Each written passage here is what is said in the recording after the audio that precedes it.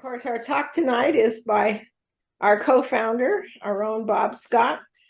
And maybe Bob Nyden can keep track of the math, or Bob Scott, but I think this is some 28 years in the running now, Sarum seminar, something like that. And Bob's talk is on the plan of St. Gall, this 19th century plan that was intended to serve as a model for Benedictine monasteries everywhere, and which provides for us now, in the 21st century, a window into the monastic thinking of that era. So, Bob, it's all yours. It's 9th century. You said 19th, yeah. Oh, I said 19th? Oh, yeah. I apologize. That's all right. You're forgiven. Before I start, just two things I want to say. One is Bob Nyden is staffing the remote studios of Sarum Seminar in Palo Alto, helping me with the illustrations that I'll be showing. So I want to acknowledge him and thank Evelyn for an amazing program. You've done it again, and I have decided I'm nominating you to be the next Speaker of the House of Representatives because you get stuff done. So expect a phone call. No, thank you. Okay. So the reason why I wanted to give a talk about the plan of St. Gall to this seminar is because Julia and I, some of you may know this, actually own the 3-volume work titled The Plan of St. Gall that was published by the University of California Press in 1979. And we got that copy because it was given to us as a gift by some of the founding members of the Sarum Seminar as a way of thanking us for having gotten this whole enterprise started. So the 3-volume work, and I'll say a lot about it tonight, enjoys a place of real pride in our home library, and it's something which I do refer to periodically and enjoy looking at. So the plan of St. Gall dates to the year, it's either 820 or 830 or right in that period. It was devised for two different purposes. One was to replace the badly deteriorated monastery of St. Gall that's located in the Swiss village of Gallen near Zurich. But it was also meant to serve as a model for Benedictine monasteries everywhere. And its significance then is that it provides a unique, perhaps the only clear window into the world of monasticism of that period, and most especially the larger reform movement within the medieval monastic world that was aiming to standardize Benedictine practices and the settings in which they took place. So an appropriate place to start is to say a few words about Benedict and what the rules of Saint Benedict are all about. And I want to try to explain very briefly what he had in mind in developing a monastic community in the first place, and of setting forth the rules that would govern them. As best I'm able to understand it, his purpose was to establish a community that would be uniquely suited for what he regarded as the correct and the proper worship of God. It was to be a setting that would promote in the members who lived in it what he termed theosis, by which he meant becoming godlike.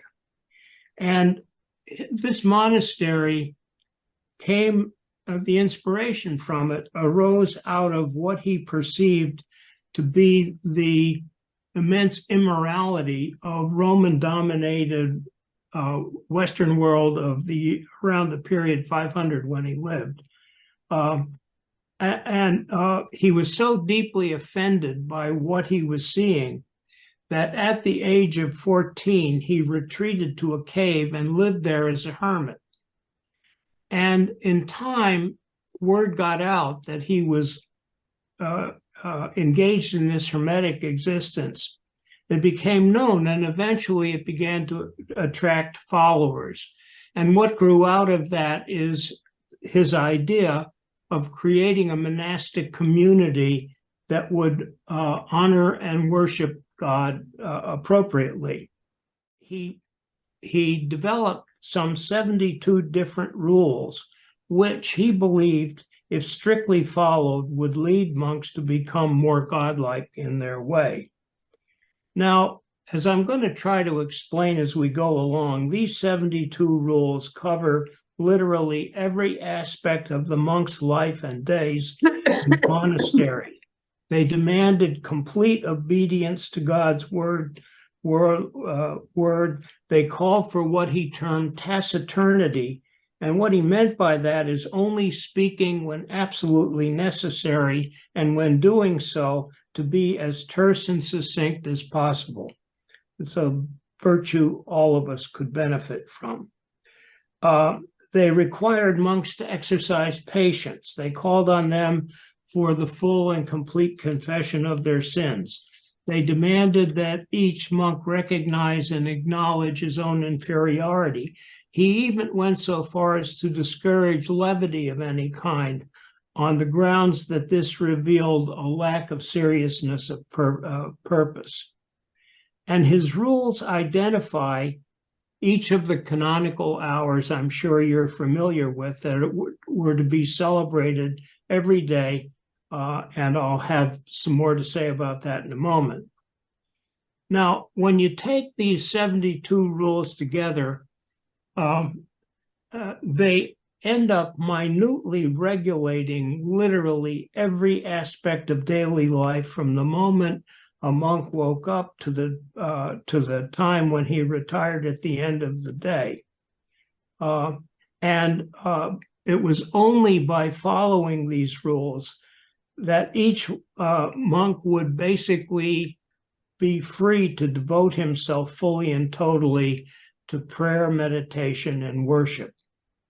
As you know, I mentioned the 8 canonical hours of prayer that he specified, and these began with a vigil in the dead of night and then spaced at regular intervals from dawn throughout the day and right up to compline. In all, under the rules of St. Benedict, every monk was expected to spend 14 or more hours of the day in prayer. Some of these in these communal prayer sessions that were marked by the canonical hours, some in private prayer and contemplation. Every monk was expected to devote 4 to 5 hours of manual labor on behalf of the monastery, and then the balance of time was left for sleep. And what the plan of St. Gall is, then, is an architectural blueprint and a set of rules for a community in which all of this was supposed to take place. Now, what do we know about how the plan for the monastery of St. Gall came to be? The origin of it begins in the year 816. There was a monk named Gosbert who became the abbot of the monastery of St. Gall. And at the time he became the abbot, the monastery consisted of no more than an aggregation of unimpressive, rundown, and superannuated buildings. It was a wreck. And that monastery actually had been in existence for 200 years before Gosbert became the abbot. And it had lapsed into a period of complete economic stagnation. So his first task was going to be to reverse this and to begin to raise the funds that would make it, allow it to prosper, and with that, allow it to redesign the community. I'll say a word or two later on about how he did that, but suffice to say that 14 years after he became abbot, the economy had gained sufficient strength to enable him to launch a plan for the redesign and the rebuilding of the entire monastic community. And so what we know today as the Plan of St. Gall embodies Gospert's vision for the renovation of St. Gall in a manner consistent with St. Benedict's picture of the ideal monastery. Now that plan, which I'll show in momentarily, it still exists today. It's along with voluminous accompanying documents that now reside in a library in the Swiss village of Gallen. The 3-volume work I referenced that was given to us that was published by the UC Press in 1979 was the most exhaustive research and carefully edited version of the original plan and all the rules that went with it. And the authors of that were Walter Horn and Ernest Bourne. And I want to say just a few words about the two of them. Walter Horn was a very famous art historian. He was one of the leading art historians of his age. He was born in 1919 and died in 2010, and was professor of art history at Berkeley. And incidentally, some of you may have heard of the so-called Monuments Men, this squad that was appointed by Dwight Eisenhower at the end of World War II, and tasked with locating and authenticating all the works of art that had been stolen by the Nazis and returning them ideally to their rightful owners. And he was a key figure in the Monuments Men squadron. His colleague was Ernest Bourne. Bourne was born in 1898 and died in 1992. He was a Berkeley-trained architect and one of the leading architects here in San Francisco, whom Walter Horn presumably knew because of their shared connection to the University of California. So I want to show you a photo of the work, and there it is. It's enormous. It is an enormous thing. Each volume is 12 by 14 inches in size and about 2.5 inches thick. And just for comparison, those books that you see in the background are standard size books, and they're 6 by 9. If you put those 3 volumes on a scale, it would weigh 22 pounds. It consists of 982 pages of print, some 1,000 illustrations, not only for the monastic church and other buildings, but there were 40 other buildings in the complex. And it includes detailed drawings and descriptions not only of each of the 40 buildings, but how they were, the recommended furnishings and where they were to be positioned in each of the buildings. The first volume is largely devoted to plans for the monastic part of the community. The way to think about this complex is that it was composed of 2 or 3 separate precincts, and one of those precincts, occupying the majority of the land, was the monastic community. It included the great church, and that was to be the centerpiece of the entire community. But then it included drawings for an adjourning scriptorium and library, the living quarters for monks, a warming room for monks, their laundry facilities, bathhouses, a refectory, a vestiary, a dining room, a larder, kitchen, a parlor where monks could receive visitors, and so on.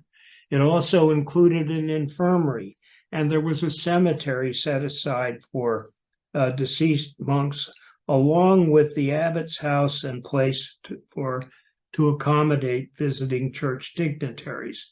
And basically what Volume 1 does is to lay out in detail all of the necessary for the whole community, things that were necessary for monks to conduct their daily round of worship. Volume 2, it runs to about 359 pages, and it identifies and describes all the buildings and all the facilities required for lay workers, lay brothers, and others to provide for and support the community of monks. And so there you will find in that precinct all the workshops of every kind, gardens, a room for making and repairing clothing, space for chicken and fowl, stable for horses and livestock, and the list goes on and on. And then finally, the third volume, which is slightly smaller, but it's still 267 pages, and it contains nothing but footnotes that Horn and Bourne compiled in connection with preparing the first 2 volumes. Now, I want to show you some slides of the plan that gives you an idea of how elaborate it was. This is what you would see if you went to the library in the village of Gallen. That is the original plan, and it looks like you look at it and you wonder, how could Horn and Bourne have put together 3 volumes of work based on that drawing alone? Well, that drawing basically is the master plan for the monastery, and it takes the form of 5 separate sheets of drawings that were made on vellum, and they've been sewn together to make a single 30 by 44 inch document. That's the best picture that Bob Neiden and I could find of that drawing. It's, if you look at the UC Press publication, you'll see that the picture of it there is no better than the one you're looking at right now. A second slide is an architectural sketch. I attribute it to Walter Horn, but I may be wrong about that. But it's a sketch drawing of the placement of every structure in the community. And you see each one is numbered. And though the numbers don't add up to 40, there are in fact 40 separate structures there.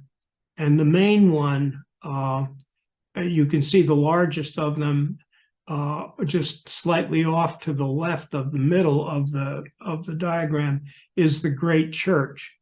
And this basically depicts what the community as a whole was meant to look like. I do want to call attention to one feature. The structures that are marked 1, 4, and 8, that's basically the cloister. And the cloister was established and situated in such a way as to define the perimeter for the monastic precinct. And so everything to the left is basically occupied by the monks and used by the monks. Everything to the right is basically used by the lay people who worked at the monastery and maintained it.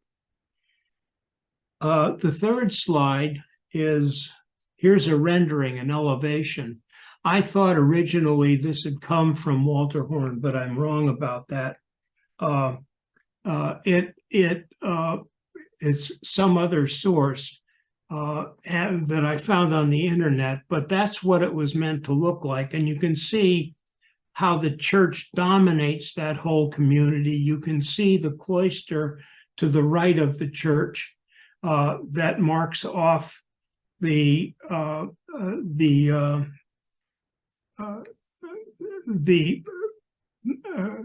monastic precinct, and the buildings all on the outer side are basically everything you need to run this community properly. Now, so that's the plan of St. Gall. Now, it turns out that except for the great church, the full plan was never actually realized. the only structure they ever built was the church. And the authors speculate that it was, in fact, never meant to be built, but instead was created only to serve as a model for the ideal Benedictine monastery. Well, why did they say that? They say that because they think they reckoned that if you looked at that design and then looked at the grounds that was occupied by the actual monastery, there was no way you could possibly fit it in. So in the next slide right there, that's actually a drawing of what the monastery grounds looked like. And there just wasn't any way that you could fit all of those buildings into that space in any kind of recognizable form. The property itself sat in a kind of narrow valley in the village, and so it wouldn't have fit. And so their speculation is that it was never meant to be built except for the church, and it was only meant as the design for an ideal community, but that, I'm sure, is going to be an argument that future scholars will have, and I'll stay out of that. Now, we do know that the original plan of St. Gall, where was it drawn up? Well, it was drawn up in a scriptorium of a nearby Benedictine monastery of Richelieu, and this was located in the Isle of Richelieu on Lake Constance, about a dozen or so miles from Gallen. The monastery of Richelieu had been founded in 724.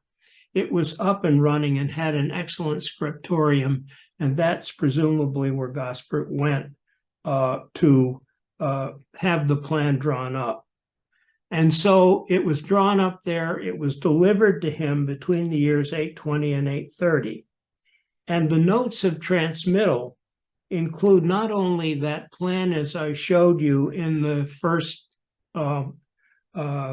slide that we had, but also all the rules and explanations for every single part of the community, along with appendices which together provide a remarkably complete, detailed explanation of the purpose or purposes of each and every building in the complex and how it was to be furnished and used.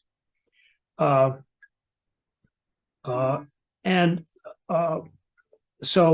what you have in the plan of St. Gall and why it's so significant is that it basically gives you the most detailed picture of a Benedictine monastery as this was envisioned by St. Benedict.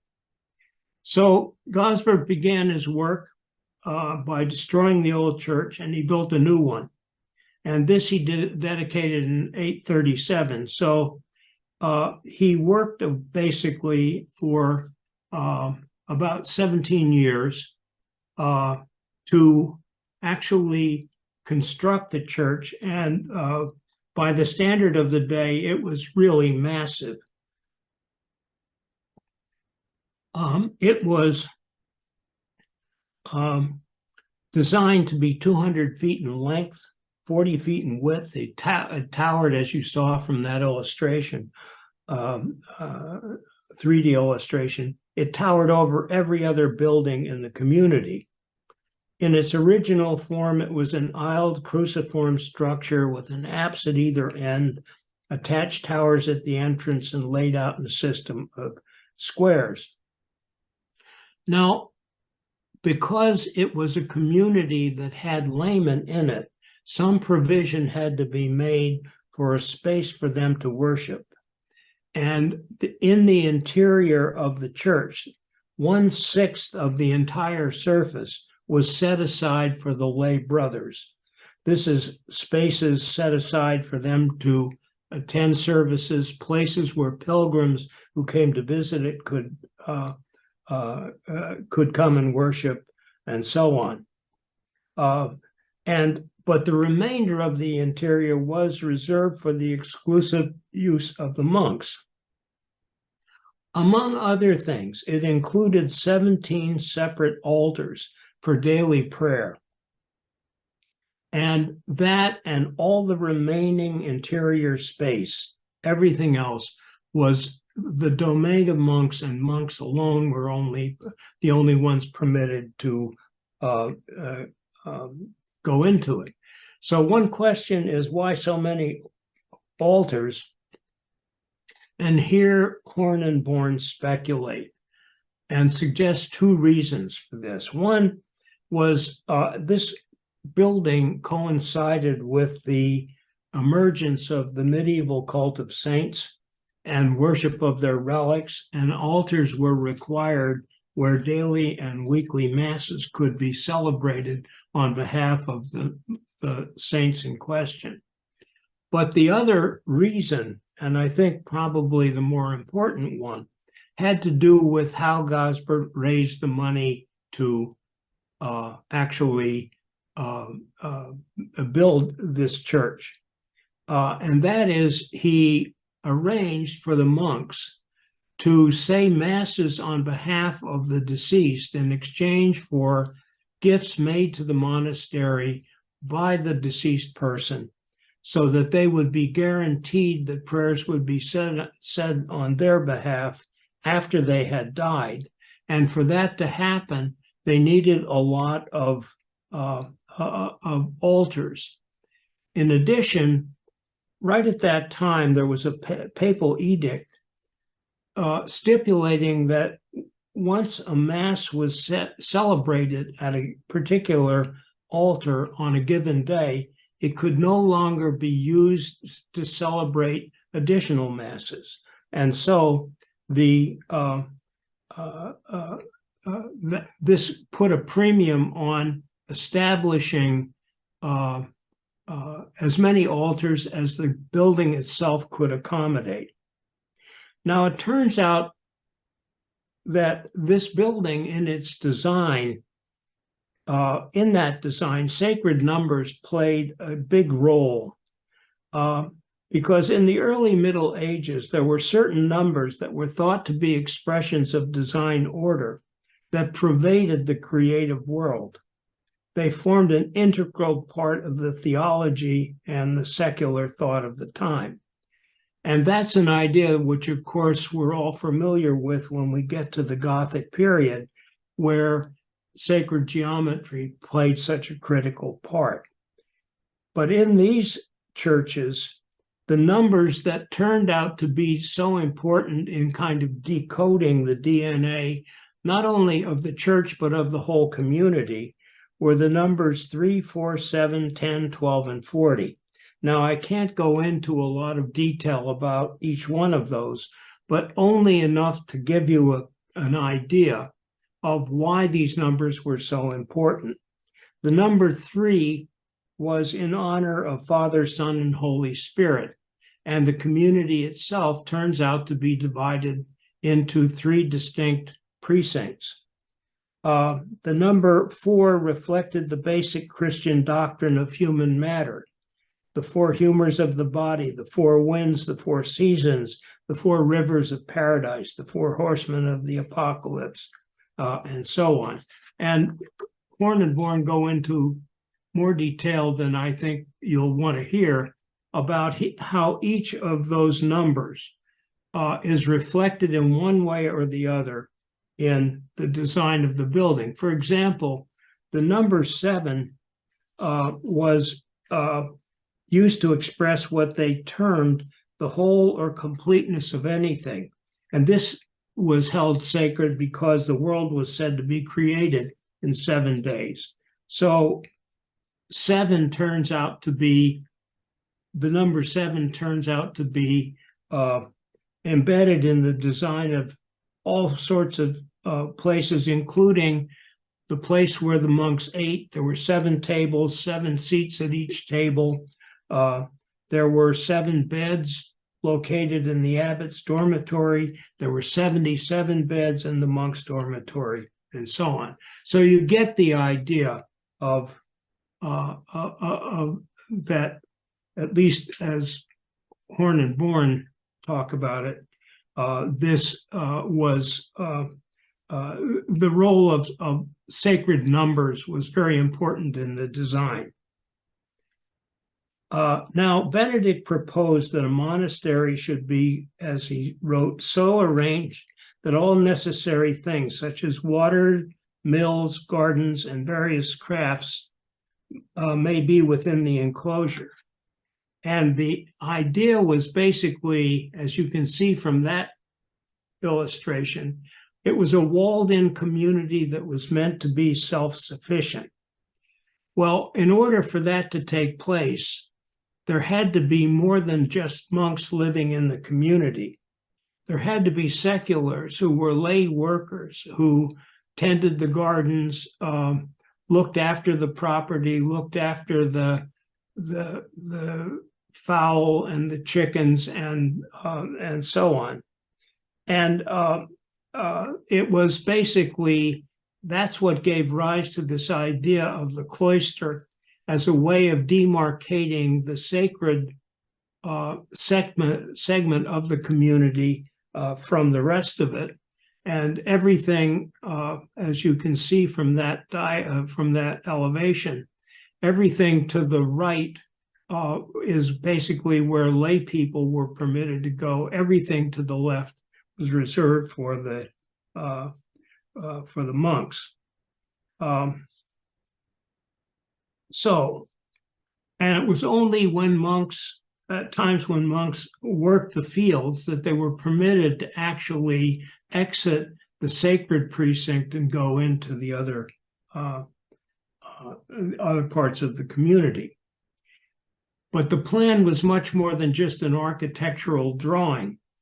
As I suggested, it goes into minute detail about how monks living in the community should conduct themselves, act and behave in every square inch of the property. So it was a manual for their conduct as well as an architectural rendering of what their space would be like. And these rules are all inclusive.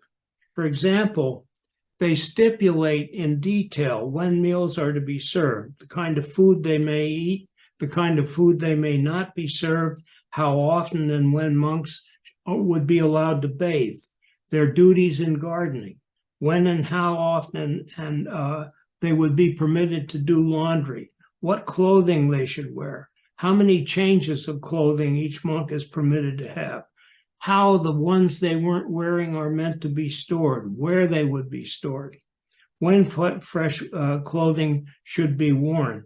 And it goes on and on and on. It regulates their conduct and behavior down to the most mundane, the molecular level, and down to the minutes of every hour of the day. And there is no aspect of one's life that goes unregulated. There's no free time in this monastery. The design of the buildings are all integrated into a single system, and it's all regulated by the 72 rules proposed by Benedict. Now, Horn and Born's volume is rich with detailed examples of this, and I can't, time won't allow, and besides that, it would probably bore you for me to go through it activity by activity and show you what it is I mean. So I'm going to take just one example, and I hope you'll bear with me because as with all of these rules, none of them are simply stated and available in a single sentence or series of sentences or even a single paragraph. But here are the rules that govern their eating. And now I'm quoting directly from Horn and Born's rendition of Benedict's writings. As the hour of the meal approaches, upon completion of the design service, the monks wait in the choir, softly singing psalms. At the first sign of the bell, they walk to the refectory in order, Having washed their hands, they salute the cross with their faces turned east. When the bell rings again, they kneel, say a verse, and recite the Lord's Prayer. Then the prior blesses the monks. The brothers take their seat at the table, each at his proper place, and thereafter they remain in complete silence. And this is true for the entire meal. They're not permitted to talk during while eating. The food is then served from the kitchen, beginning at the lower end of the refectory, near the kitchen where the most recently admitted monks are seated, and ending with the abbot at the upper eastern end of the hall.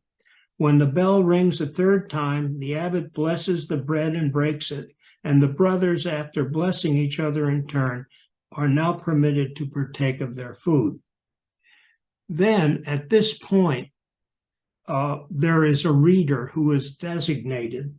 He ascends the pulpit and he commences his reading.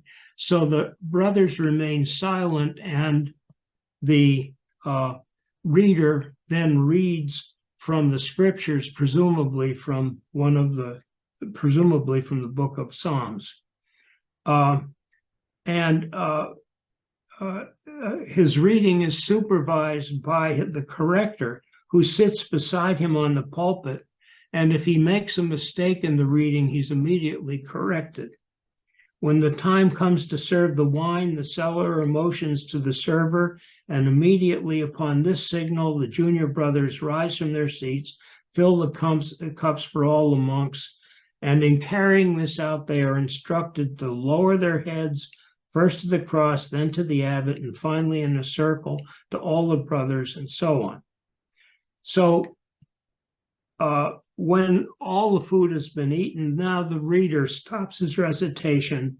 The brothers say a verse. They rise from the table in order, the left-hand choir first, the right-hand choir next, and begin singing the 50th Psalm. They then process into the church, bow to the glorious, say the Lord's Prayer, and then proceed to the chapter silently as befits the time. So you begin to get the picture that this is a highly regulated operation. Now, it turns out that there are monks designated each week to serve the food. But here there are a whole other section of rules, which I'll only try to summarize for you briefly, because what happens is if the person so designated begins to serve the food, and should in any way make a noise, drop a utensil, drop a plate, whatever it is, everything stops. He is to go and beg the forgiveness of the abbot and explain what happened. And it's only after the abbot forgives him that he can then go back and complete the service of the meal. So the picture that you get is a microscopically devised set of rules that apply to literally every structure, room, and space throughout the entire monastery. And if you bother to read Horn and Born, they present detailed notes on permitted and banned behaviors everywhere. In the warming room, the monks' privy, their laundry, their bathhouse, the kitchen, and so on. And they tell you how monks are meant to behave in each of those facilities, how that facility is to be furnished, where the furniture is to be placed, how they're meant to comport themselves in any given place. And so it goes. And incidentally, on that, it happened, I was reading the rules for governing conduct in the dining room on the morning after the last Sarum seminar potluck, and it occurred to me we might do well to model ourselves after these monks, and we'd keep some order and make less mess in Randy and Elaine's kitchen, but that's an aside. Okay, so now, of course, the core of what the monks are doing, their behavior is totally stipulated, totally regulated. And all of these rules basically are meant to clear the slate for their focused and sustained performance of Opus Dei. As you know, it begins at 2 a.m. With a service that Benedict termed nocturne that later became matins. And in the course of the day that follows, they attended several additional services, lauds at the break of day, 4 shorter ones, prime terce, sexta, none, held at the first, third, sixth, and ninth hours of the day, vespers at sunset, and then with the onset of darkness, compline. And every one of these stipulated a sequence of psalms that had to be performed over the course of a week. And here there are no less than 9 chapters which lay out not only what's to be performed at each of these services, but the demeanor of the monks who are singing the psalms, those who are speaking the words, and so on, and so on. And what immediately comes to mind there is that in order to regulate that, clocks were required. This is one of the reasons for the affinity of mechanical clocks in monasteries and cathedrals, because they marked exactly the hours of the day when worship was required. It's not, they didn't invent those mechanical clocks. But they were an essential part of the furnishing of any of the sacred parts of the building. You get the picture of what this community is about. Now, there are people in my line of work, people who study formal social organizations and social institutions, who, when reading about this, would immediately identify it as what one sociologist has called a total institution.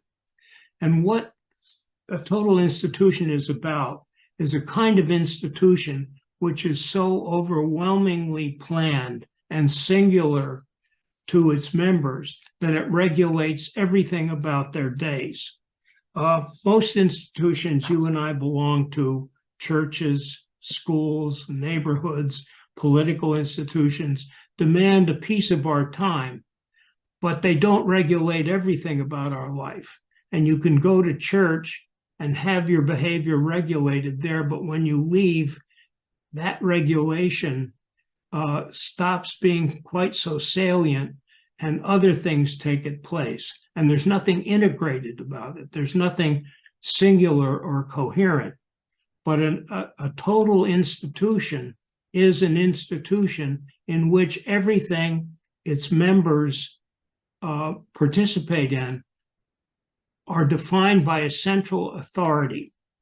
And the monastery is, of course, a perfect example of that. A prison would be, a mental hospital might be, any institution where everybody in it shares the same status, the same, are given the same titles, expected to behave in the same way at the same time according to the rules that are set forth. Now, why is that important? Well, because it's important because these are institutions, total institutions are ideal settings for the socialization of the people who live in them. They have an immense impact on the people who live in them. For one thing, they instill what one student of the subject has referred to as deculturation. And what that means is basically that they lose the ability to behave autonomously because so many parts of their daily life and their existence are being regulated by the rules of the institution. And one psychologist has used a very interesting term called Learned Helplessness, which is basically saying that very same thing. It's developing a total dependency on the institution and its agenda, and denying the people who are living within it any sense of autonomous agency. And the result of that is that these institutions are remarkably effective in terms of socializing people to make them into the kind of people that their designers intend them to be. So from that point of view, the monastery of St. Gall is an ideal example, a perfect example of exactly that idea. Now, so that's what the plan of St. Gall is about. But what I want to do is take just a couple of minutes here to talk to you about the publication of this work by the University of California Press, because there is a story there, as you might imagine. At the time that Julia and I came into possession of the University of California Press edition of the Horn and Born 3-volume work, The Plan of St. Gall, it happened I was working on my book about Gothic cathedrals, and the University of California Press had offered me a contract, and so I was in negotiations with the editor of the press at that time, a man named Jim Clark. And during one of the sessions, I mentioned to him just in passing that we had just been given this magnificent gift of a copy. And he immediately sat up and got up out of his chair, ran into his office, and he came back and he brought with him a publication. I'm going to hold it up here. It's a pamphlet he wrote about the ordeal of the University of California Press publishing this work. And it's an amazing story. And it was one that was very deserving and very well told by Jim in this publication. And his article begins by quoting a letter that Walter Horn, the co-author of The Plan of St. Gall, wrote to this amazing list of ranking officials affiliated with the whole University of California system as a whole, as well as with the university, with UC Berkeley. And the list included the president of the entire university system, a man named Charles Hitch, with copies that were sent to the chancellor, the vice chancellor, the provost, several cognizant deans, the chair of the UC Press editorial board, every single member of the editorial board, the chairs of 10 relevant departments in the humanities at Berkeley who would have known about this, as well as a list of other officials that were associated with Cal or with the project. And the letter complained in very blunt and hostile terms what Horn described as, quote, an unreasonable administrative act involving the publication of the work and an affront to its authors. And Clark's pamphlet now goes on to explain what the fuss was about. The authors, Horn and Born, had been negotiating with and working with the UC Press from the beginning in the very early 1960s. And by 1966, they eventually signed a contract that was in place until its publication in 1980. The problem was that the original contract called basically for, at most, the thought was a single volume, maybe two. It was to have something like 500 pages in total. It was supposed to contain no more than about 500 illustrations, and so on. And by the time it got to the point of preparing for publications, it had more than doubled or tripled in size, and it was now had over 1,000 detailed illustrations. And the co-authors not only foisted this enormous publication off on the director of the press. It wasn't Jim, he came along later. But they began to intrude into making decisions about the kind of print that would be used, the kind of paper that would be used in the work, the quality of that paper, the artwork, the book binding, and so on. And Bob has put up some illustrations to show you exactly how detailed this was turning out to be. And so by the end, there was a tug of war going on between the co-authors on the one side and the director of the press on the other about who was in charge and who got to make the final decisions. And two issues stood out that was the undoing of the three of them. One was money. The project ended up costing 5 times the original cost estimates for producing it. But closely related to that, who had the authority and the control and the responsibility for making decisions about every phase of the project? Now, any of you who have ever published a book or been part of that process know that it's customary to have a clear-cut division of labor between the author and the publisher. Each party has a role to perform and a domain of responsibility. The authors create the manuscript, prepare it in acceptable form, and they bear responsibility for the content of the work. The publisher conceives and executes the design, arranges for and oversees the printing and binding, and then promotes and sells the finished project. In the case of the Plan of St. Gall, these lines got hopelessly mixed up and blurred. And what complicated things even more was that the authors brought with them a gift in the amount of approximately $100,000, which would have been equal to about $500,000 in today's currency.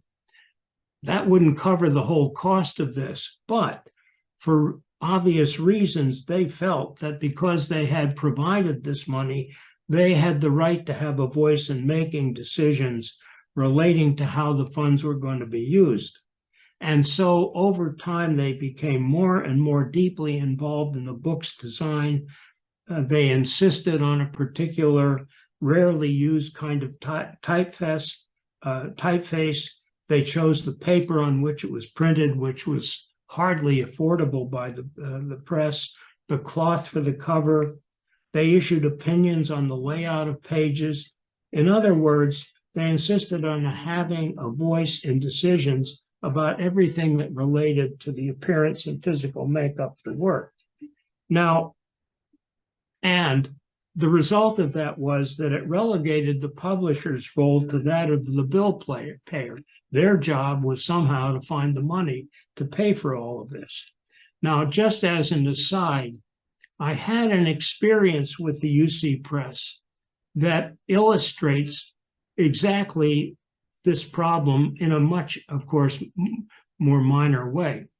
In the second book I wrote about medieval cult of saints, there was a diagram that I had seen in the Plan of St. Gall, which was a diagram called the Hierarchy of Heaven, and it precisely illustrated the medieval notions of how the universe was organized with God and Jesus and the Virgin at the very top, the angels and the archangels and so on, all the way down to ordinary clergy. And it's a beautiful diagram. And I decided I wanted to include it. So I wrote to, at this time, both Horn and Bourne were dead, and I wrote to a woman named Lorna Price. And Lorna Price had been one of the key figures working as a kind of editorial consultant to the two co-authors. asking for permission to publish this. And she writes back this amazing letter saying, well, you can do it, but it's got to be precisely as it appears in the Plan of St. Gall, including the size of the print, the size of the paper, the kind of paper, and there she goes again. And so I got a hold of Jim Clark and I said, help, because this would have required the complete redesign of my book at a cost that certainly would have caused the press to terminate the contract. And so Jim, I think, I don't know how he did it, but eventually he negotiated with her and said, knock it off. This isn't going to happen. If you won't give us permission, say so. And if you say you're going to do it, we're going to do it our way. And that's where it was. Now, when the whole thing began, everything was sweetness and light. This was a very exciting project that the press was planning to take on. But for all the reasons I've stipulated, as the thing proceeded, feelings got hurt. People dug in. They got into points where they could barely communicate with each other. And the end product was that it was, in terms of size, 3 times the size originally planned, and with more than double the number of illustrations.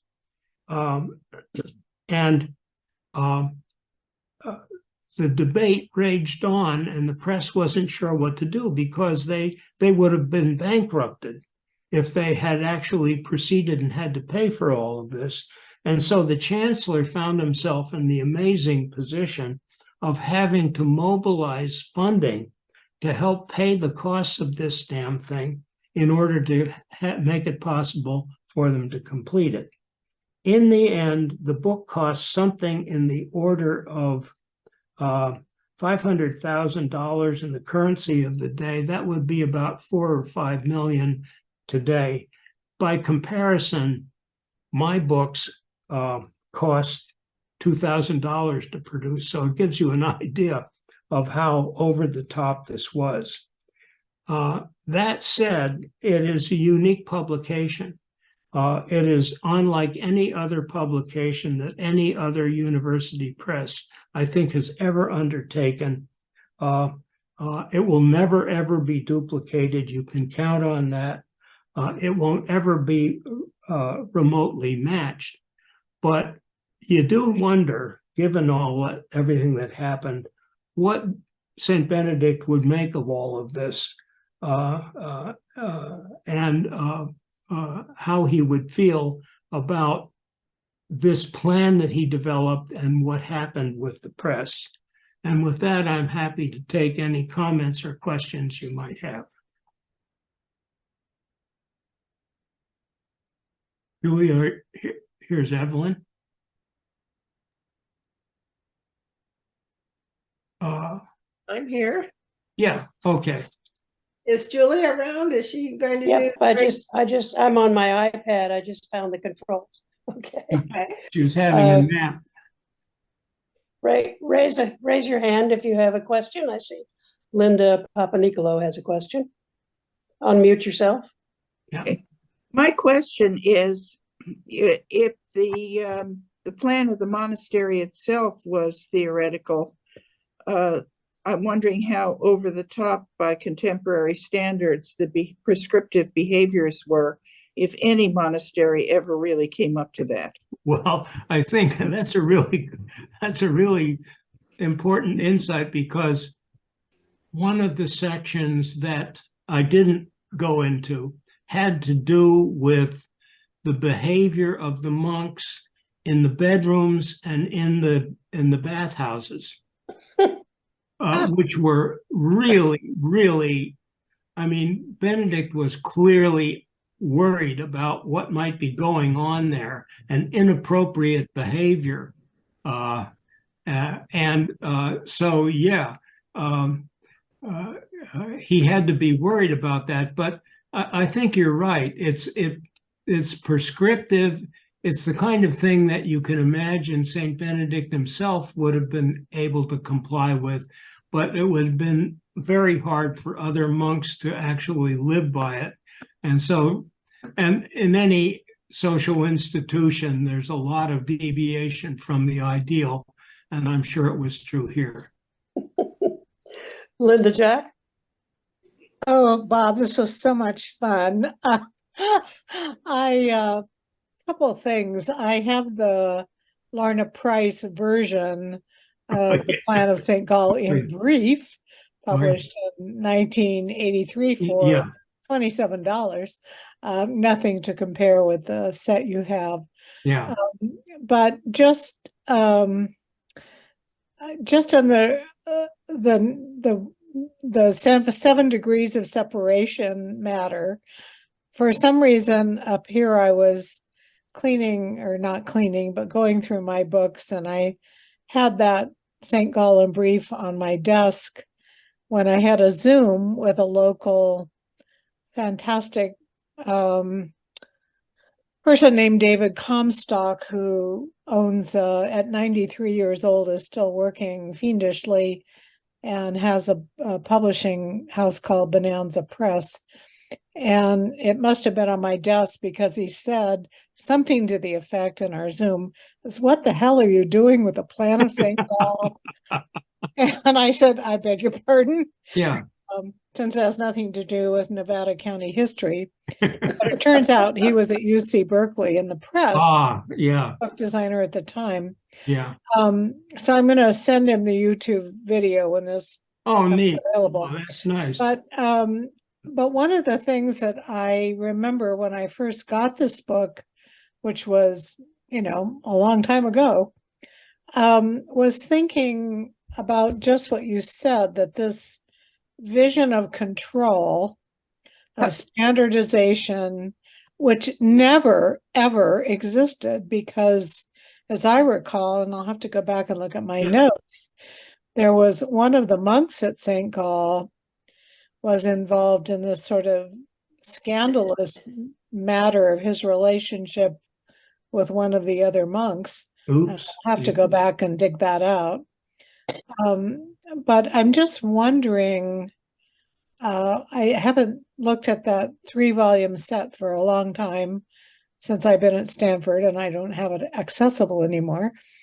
But whether there was any expectation really that those standards were going to be met or ever met, or it was really just, a pipe dream, basically. Yeah. Well, what immediately comes to mind, I'm now going to go back and look through this, but I don't recall seeing any kind of tribunal for monks who have violated the rules that Benedict had laid down. But it's strange credibility to believe that you would get complete uniformity and conformity to all these rules. Right. And the best example I've cited about it turns out that when they get to the business of the dormitories where these monks are living, and they have senior monks who are supposed to be supervising them and overseers of the senior monks and so on, they're clearly nervous about something. Yeah, but you're very welcome to borrow it. I'm not going to mail it to you. No. I don't need to borrow it, but Okay. Yeah. oh wait, I'll just show you. Yeah, Here, that's what I have. have that. This is Yeah. the brief version Yeah. of the Plan of St. Yeah. Gall. Boy.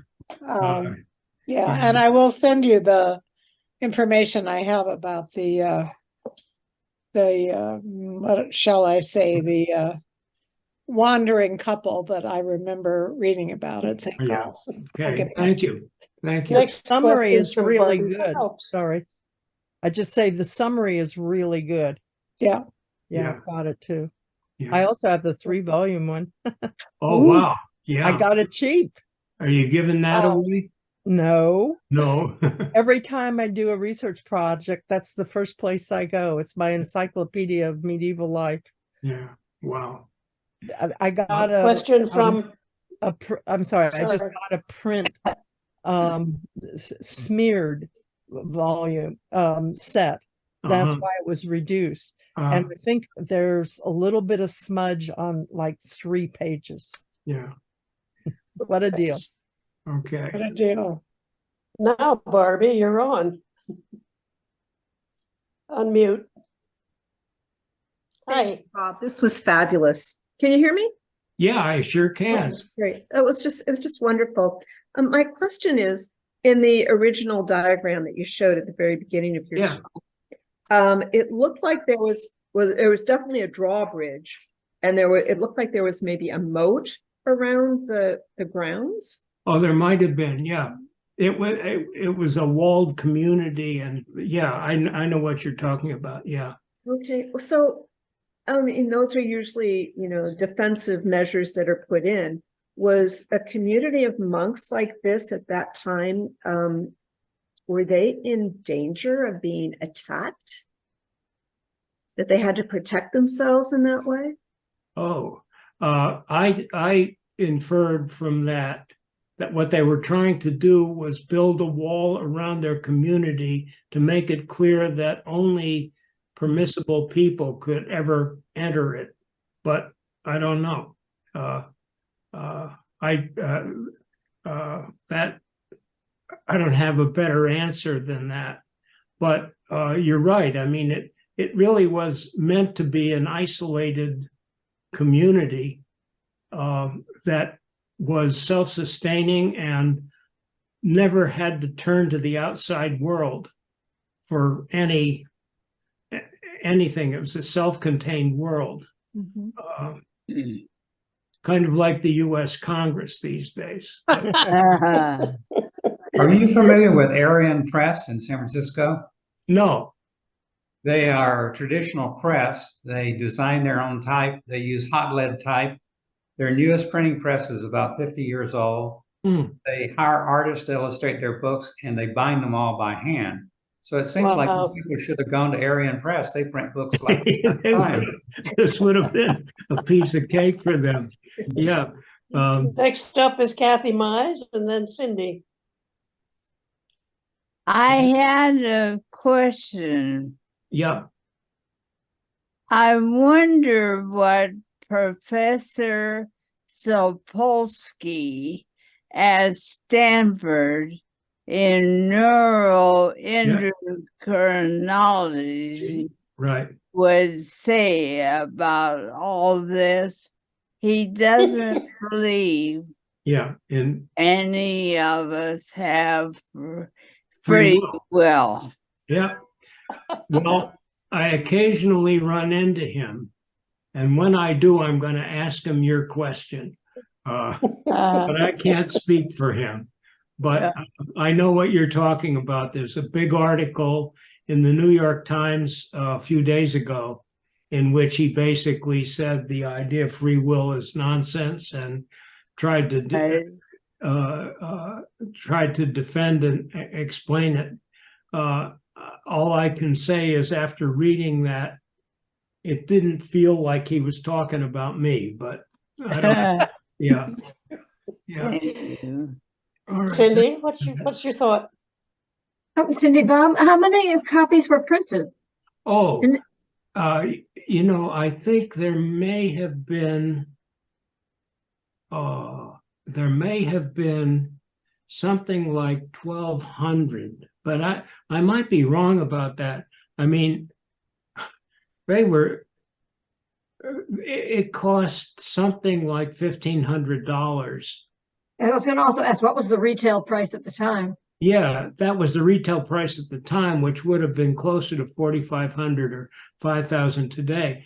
But I don't know the exact number, but it must have galled the head of the press to even try to market this thing, because the only people who could buy it are going to be libraries or people lucky enough to have friends like I have who got this copy for Julia and me. Santa Cruz liked it so much they bought 2 copies. One Wow. for circulation and one for those special collections. No kidding. Wow. Okay. Virginia, didn't you study with Horn or Yes. Bourne? I Tell could us a talk little bit. almost as long as Bob, but he's studied it more closely than I have recently. No, I took Horn was my first professor on my master's thesis. Oh my goodness. Second on my PhD. Yeah. And I took courses from him, including a seminar on the plan of St. Gall. Wow. And I have several stories about this and so on. But I'll read to you one quote if I can find it here that Jim Clark included in that publication I told you about. See if I can find it.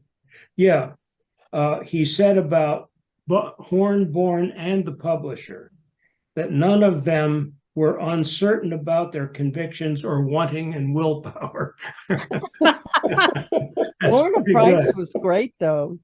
I talked to her a lot. Yeah. Yeah, she was really good. And she's the one that sort of held everything together. Yeah, she did. Yeah. But her attempt to get the press to completely redesign. Yeah, no, that's too much. That's too much. That's okay. Maybe Bourne left those rules, or Horn did.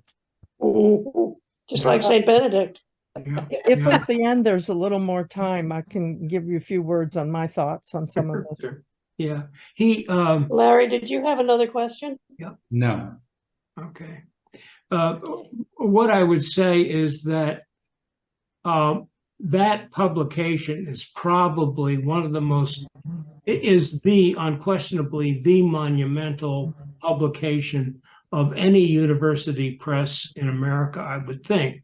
I can't think of any press that comes even close to it in terms of a product like that 3-volume work, and certainly not today. Yeah. I have a theory about that, but later.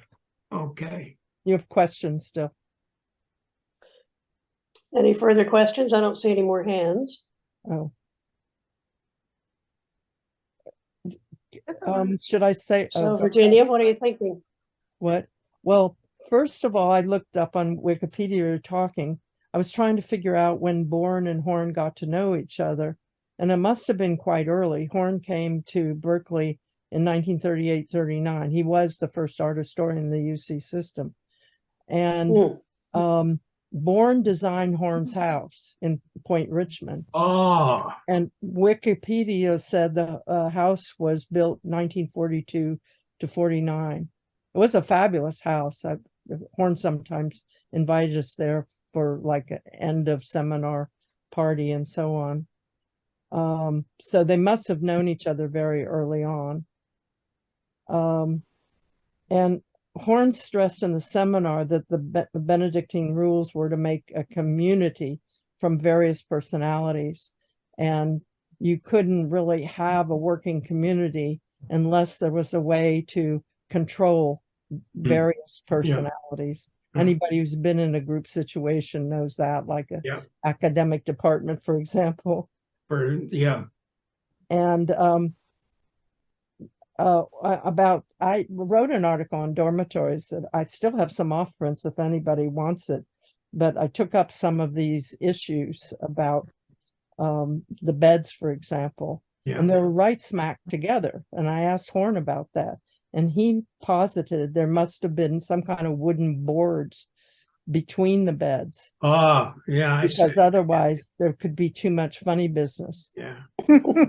And by the way, the chapter house was meant for rule breakers. Like if somebody had done something wrong in the chapter house, they would meet, I think, on a daily basis, first for prayers. And then if there was any infractions, they would raise it. And depending on what the person who committed whatever it was said, they could mete out punishments or accept the person's guilt and pray for remission and all that sort of thing.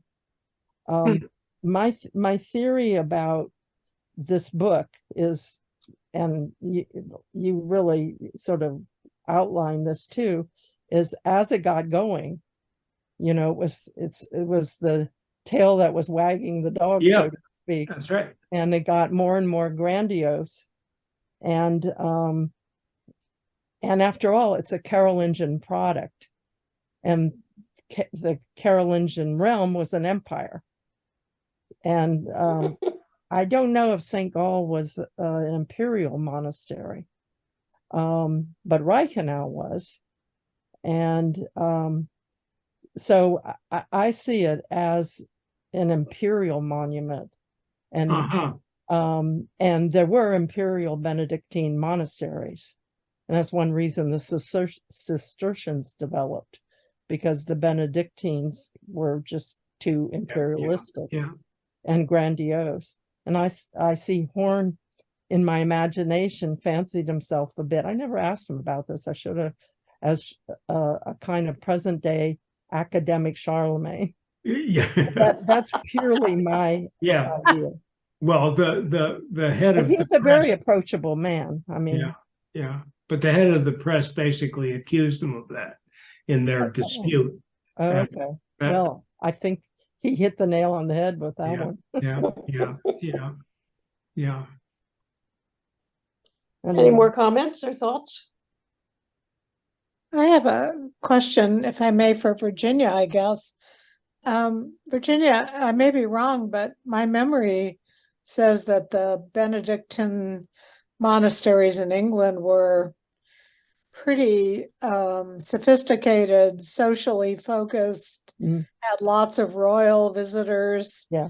And if I remember that right, I'm wondering, that seems to be quite a drift from this model. The model of St. Gall? Yeah.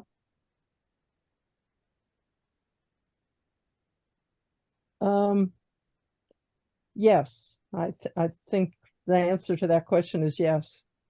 Yeah. You know, as you all have already said, you've said that it was an ideal situation, I think. Right.